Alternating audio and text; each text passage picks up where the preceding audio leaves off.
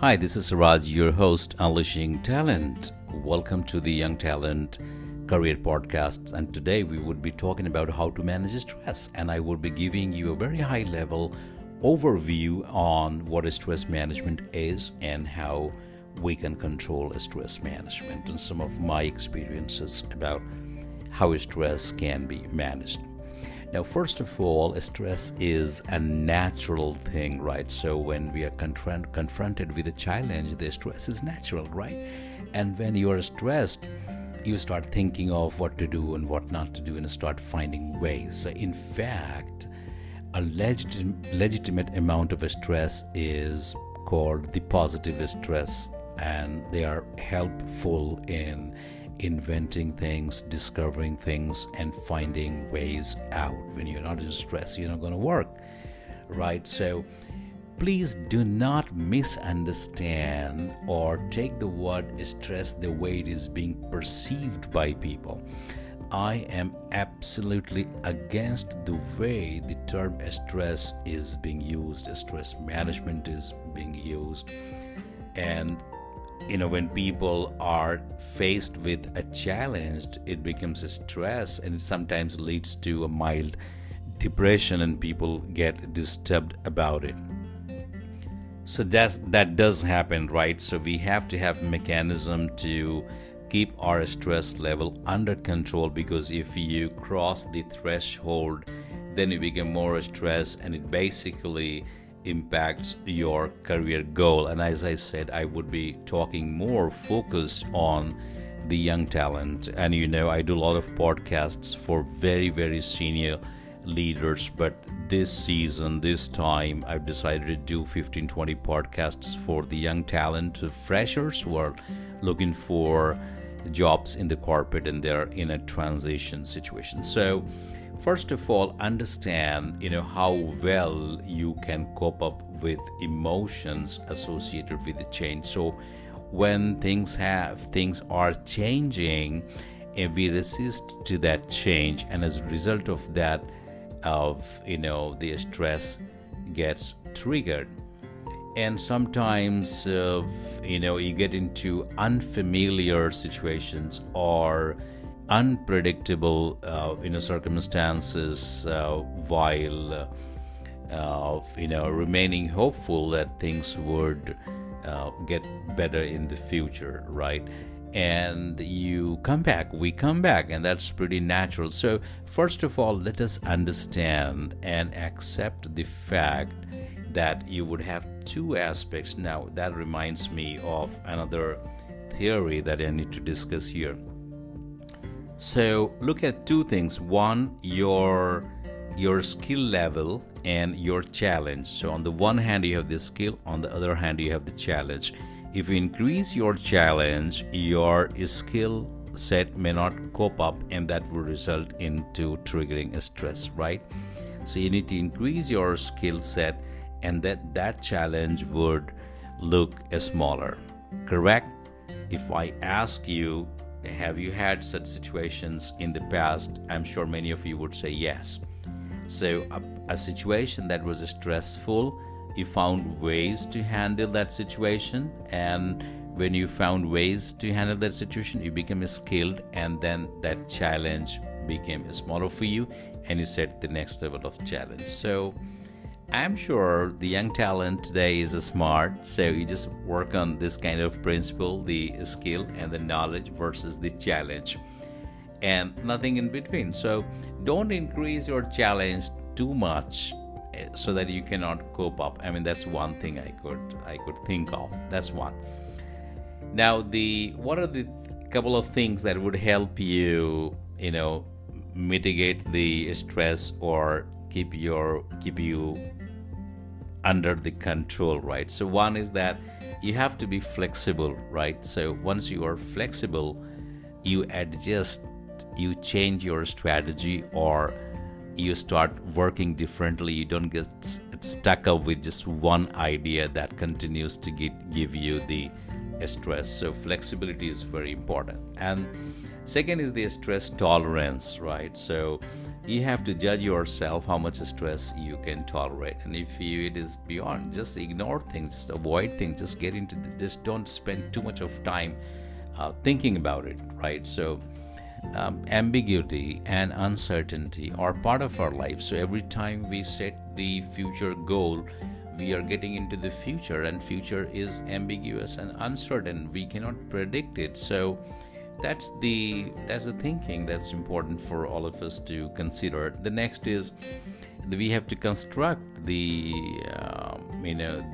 the goal of our life, and that's how we go step by step. The next important thing is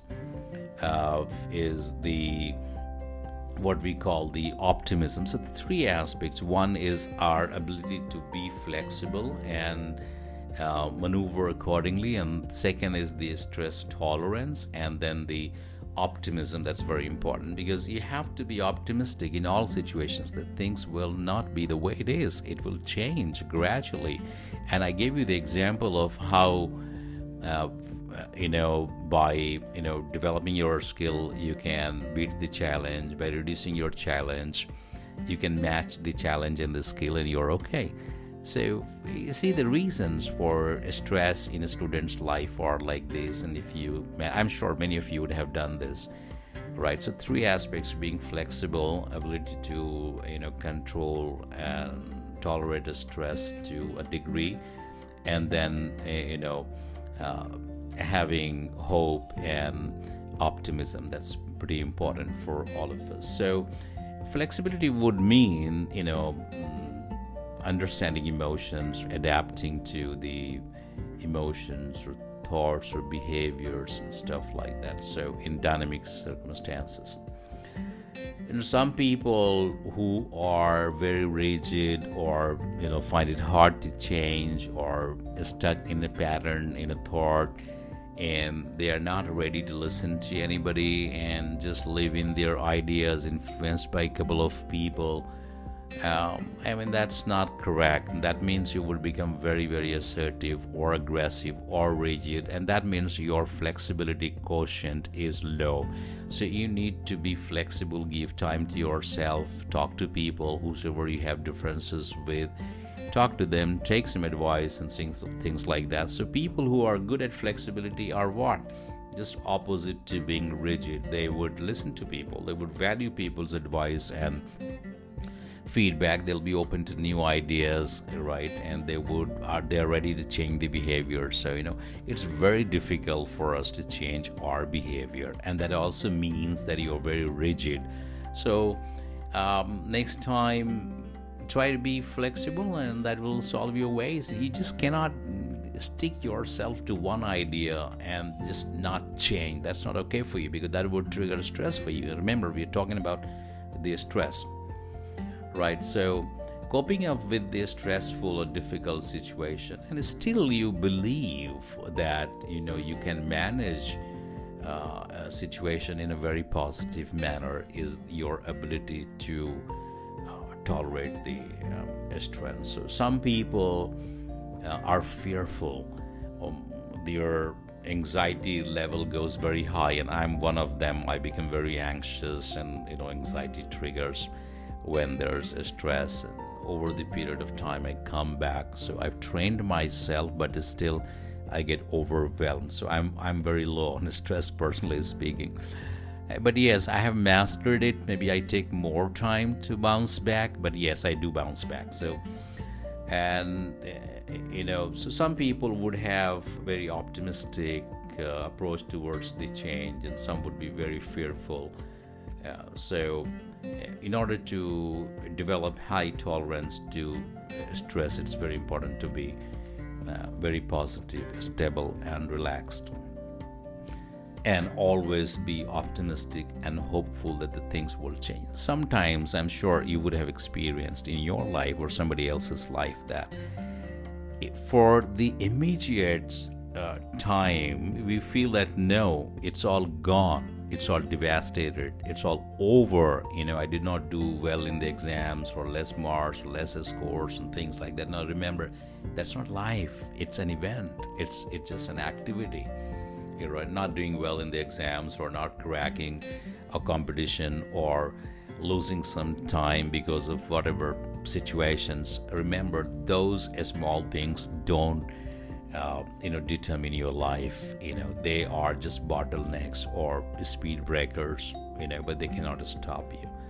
So you have to be hopeful that you will come back, and then only you start taking the positive steps, right? So positive attitude is in the times of adversity and stress and ambiguous situations very, very important, right?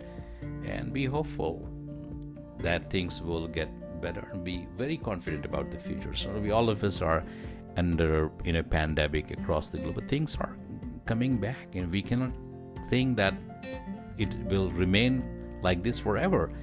The process would change, the situation will change, the lifestyle would change, but things would change and it will come back. That's a belief that you have to have. So whatever situation in life that gives you a stress, remember things will be okay and it will be much better, right? So that's very important. So take it cool, relax, listen to some light music, talk to your parents, mom, dad. Don't create a communication gap with your elders in the family, because they are the ones who are available to you as coaches, counselors, and guides. So I'm hoping this small discussion on stress tolerance was helpful to you. Thanks a lot for your time. Truly appreciate. This one is a bit long, but I just couldn't stop. Thanks a lot. Signing off. Bye-bye.